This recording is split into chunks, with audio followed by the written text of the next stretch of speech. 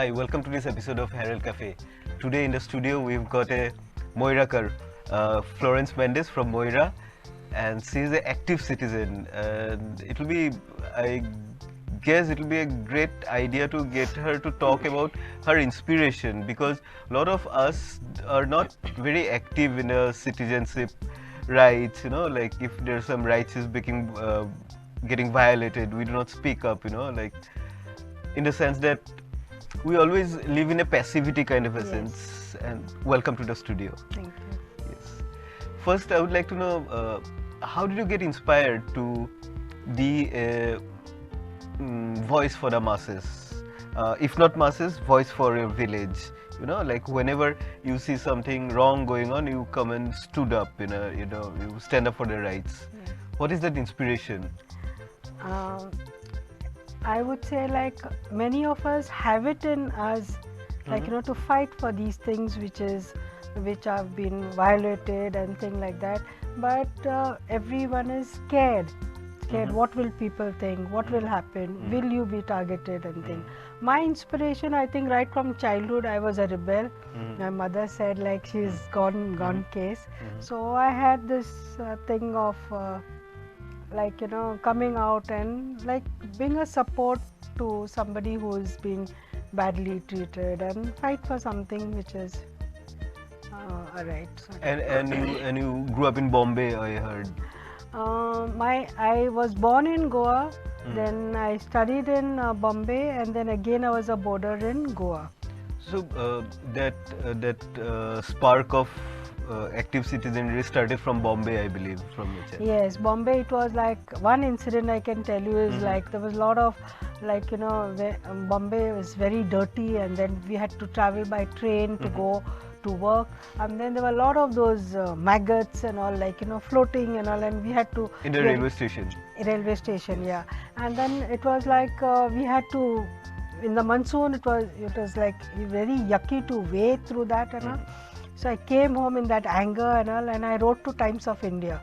I wrote to Times of India saying that you all should do something about this and it's unhygienic, whatever. The next day, the Bombay municipal fellows, they all came to my residence because my address was there, and my father was sitting outside with his paper, and then he said, "Kya ho gaya?" So he said, "तुम्हारा एक कौन है? Florence Mendes कौन है? मेरी बेटी है," he said. तो इसने ऐसा लिखा है, नहीं वो पागल है, he told him, please go away.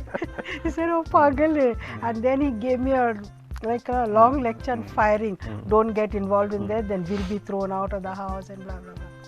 But I think that I had it in me, and then when I got married and we came down to Goa and all, started with this. Saw all these things, what is happening in village, Goa, and then so coming to Goa after spending so much time in Bombay must be quite a shift for you. Yes. Like the life must have suddenly slowed down a little very bit. much so. And maybe that is how you got more time and space and energy to look around yourself to see the problems. Yes, initially it was like as soon as I got married, of course I got pregnant and then saddled with a baby and all that. But then I didn't like these people sitting in the balcony and gossiping about this one, that one, people going and all. So saw a lot of these things like for instance that children going to school, no buses were not stopping there, and they didn't know what to do and all. So that's how started this. We had I would like to know that first Rasta Roko, 1983 was it? 1983, yes. It was in 1983, and like this I was, I just saw these children waiting. That I live opposite the club. There's a bus stop, main bus stop. It's just 3 kilometers from Apsa, and the buses were coming packed from Aldona, and there was a small buses, mini buses, packed and then. Now we know about molestation and things like that. That time there was nothing, and then they were not stopping for kids because it was half ticket or whatever, and children were going back with their bags, going back. And then we decided the panchayat members, they are all, many of them are dead and gone, but they were very, very supportive at that time. So they said, let's do a Rasta Roko. That was the first time, and we barricaded the full from Nashnala, Moira, even the junction, we didn't allow anyone to go from the other side to the. Okay. Then they came and we demanded a Kadamba bus. That time Kadambas had just started. We demanded a Kadamba bus from Mapsa to Nationala. We said we don't want to Aldona. They had plenty of buses, but by the time it came here, they were getting packed. So I remember when Mr. Borkar was there, I think Deputy Collector came, made us understand this, that, but we stood our ground. And then we got the first Kadamba bus there. It used to go up to Nationala and turn back, especially come back from Moira, from Mapsa to Moira, Moira to Nationala and come back. So what I can gather is that maybe that is a coming together of women folk in an unorganized manner, you know. Do you now have a organization kind of a scenario? Do you work for somebody like an NGO? Have you formed? No, I have my own. During that time, it was just like little by little things started coming, and everybody started. They got a lot of. They were very enthusiastic that something is happening, like people are coming together, and buses we got, the Kadamba came, so then we had a water problem, so everybody went with the pots and all to the PWD. Dr. Willie was the minister that time, so PWD, that water problem, so little issues, so people started coming together, villagers, and more women, like maybe because as a woman, like I managed to get more women coming across, so there were more women, and like it was effective. It was effective. Very effective at that time, yes. And 3000, I remember we had photographs and all, but I didn't know that time there was no CD and all that, like not to save. They're all gone. But then there were like 3000 people had gathered near the club that time. That's a whole lot of people. Yes, to get that bus. So, ma'am, again, in your when you stand up for the rights now the police also knows about you and they also come for your help. You know, what kind of help do you provide, like mediation? Yes. Sorry. What has happened is, like 1983, then there was one molestation case where we came across. It was a big issue in Goa. And after that, I joined a women's organization where there was prominent. Now she's a Supreme Court lawyer. They were there, and we were very actively involved in this, like environmental issue like Nylon 66 and Jagrut Goenkaranchi Falls, and everything was there. But we were very active. I think that was like that gave me a little more push, like to know more about Goa and things like that. And then after some time, like my niece died of cancer somewhere in 2014, so in Canada. So she was my godchild. So in her name, I started this voluntary organization, Francine Matris Memorial. Of course, the counseling center, like another center, didn't work out. But individually, like I have been doing this work, like because I did my training as a counselor, so reached out to a lot of people. And at the police station, what has happened, like one police officer happened to just call me and he says, see, it's like he only slapped her in that anger, and then she says, I want to divorce and I want to think. So he says it's pointless. The children are suffering. Yes. As a counselor in school, I knew that the children are the worst sufferers and all, because even when I had my own kindergarten, a foreigner's child, she says, when Mama and Dada are fighting, I put my hands over me and go under the bed. It was very traumatic for a child. So I said, if I can help in such a way, like without doing an FIR and without a charge sheet and all, if you can counsel and bring them together, take it in writing that I will not hit her again or whatever. Got it, yeah. And it helped, and that's how the cases started. And the police also felt like okay, this thing is helping, like mediation is helping. Of course, in rape cases and all, you have to go, you have to have the proper channel, you have to file a case and FIR has to be. But these small matters, like it was. And now that there's a lot of women in police force, the pink force have Yes. come, do you think it is actually helping the people in the village? In my experience, like I have at Mapsa police station, I have seen them work. I have worked with them, and they are very effective. Like whichever, like most of the time, like there was one fellow who says you're very biased. He says to the Mapsa police station, he says they are not doing work. I said I have never had any problem. Like whichever cases or whatever they've done, taken. Like as a secretary of the village child committee, we came across a small 5-year-old boy. Just in front of the panchayat, he was sodomized. He didn't even know, just a small. So when we had a village child committee meeting, so we all took up this matter. We didn't let, but the mother didn't want. The mother said, "Nee, naam kharab ho jayega, this, that, you know." But no, I took a day off from my school and I was with the child, and it was very traumatic, very traumatic. But then that guy is still in the jail. Like what happens is, see, once a case is filed, it goes to the court, children's court. Then we as witnesses, we are called, we have to appear, Yes. we have to take time off from our thing, all that. Yes. People don't want to do all that. True, Say, true. let it be, forget it.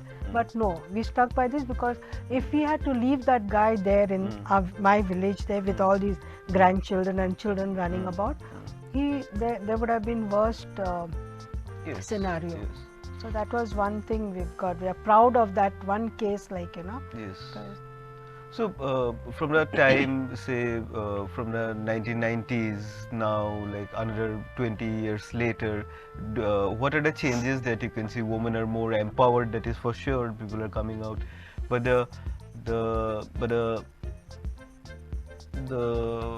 how can I put it? The crime scene, you know, not only you said molestation is happening, people are Yes. more aware of the molestations.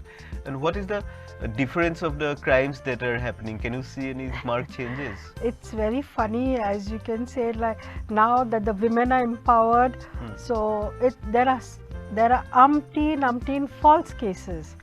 Oh. False cases filed by women. There are many, like, you know, just to spite the man and thing like that. There are many false cases also.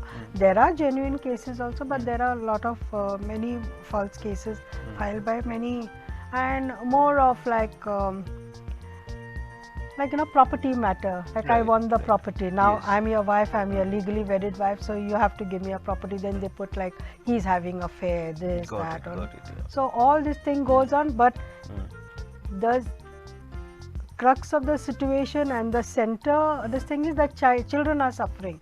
As a child counselor in schools, I know children are really traumatized by these parental, like, you want to stay with your mama or you want to stay with your dad. It's a difficult question very, for very. small Yes. kid to speak in front of the court. You know, Yes. like it's like very traumatic. I can imagine. It's taken in camera, no doubt, but even then, Mhm. a statement of the child is taken in camera. But even then I was named as a protection officer in one of the cases by the BDO, and then when I saw, like, when the child is going to the father said, "Mummy to here," and "Mummycha ikonaka, mummy ashe kurta." When he goes to the mother. So the child is more confused, and then these are the what you call pointers for children to take drugs and alcohol and all Yes, in the yeah, later stage. yeah. Because the childhood trauma often Yes. makes a youth, you know, go to the negative ways of life. Yes, You know, like yes. And it's very sad. This is like increasing. it's increasing. The divorce cases and all are really on the rise. Okay, I think we're coming to an end of this show. My last, like a question to you, maybe that active citizenry, that the notion of active citizenry that you have in your heart, you know, when you are thinking beyond self, you know, you are going after people. How do we increase that feeling of thinking beyond self into the society? Because we often see that some fight is happening on the street, but the passerbys will not stop them, you know, like they always distance themselves from the trouble, you know, but whereas you come out and help the people. How will we increase this harmony in the society? Any pointers to that? I would say, like, that fear which is there in us, like that has to come out. Everybody, like me, they said you're getting out in the night and you're going like that, somebody will throw acid on your face, somebody, that fear which is there, like, you know, I have good faith in my Lord. So I said, whatever happens, I have faith. And I would also appeal, because we don't find the youth coming out now. Even if the youth they have to come out, like, you know, and fight for these things, like, you know, if a child is molested or thing. But they are more into like their own whatever picnics and whatever, I don't know.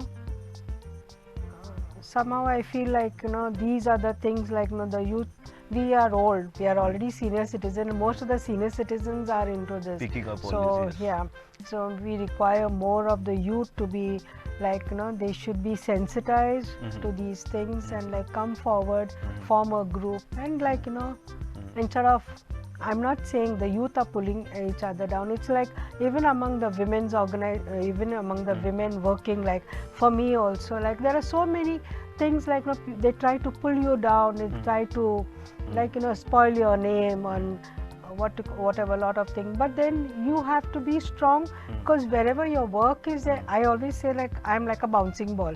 Can't put me down, I will come up again. So, and that's how I. And you believe that sensitization of the youth can be one path forward for this harmony? In fact, you find so many of these, like, no, I'm not pointing out to any politician, but the politicians have so many youth during their program doing this, that, like maybe whatever programs and okay, you tell them, like, okay, these things are happening, okay, come on, there is a girl there, she's been traumatized, or something is happening in the school, and let's go, let's form a group, go ahead and think, like, you know, these are the things. Yes. In fact. Thank you for your time, Ms. Thank Florence. you. It's lovely talking to you, and I hope people across Goa will listen to this and get inspiration from it. Thank you so much. Thank you for your Thank time. you.